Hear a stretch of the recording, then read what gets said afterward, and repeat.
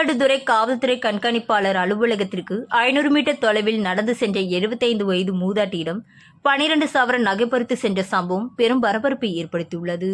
மயிலாடுதுறை மாவட்டம் ஆரோக்கியநாதபுரத்தில் மாவட்ட காவல்துறை கண்காணிப்பாளர் அலுவலகம் அமைந்துள்ளது.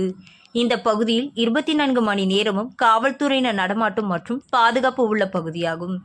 இந்த இடத்திற்கு 500 மீட்டர் தொலைவில் அழகப்ப செட்டி தெரு அமைந்துள்ளது. இங்கே 70 வயது மூதாட்டியிடம் சுசிலா என்பவர் தெருமுனையில் உள்ள ஆலயத்திற்கு சென்றுவிட்டு நடந்து வீட்டிற்கு திரும்பியுள்ளார்.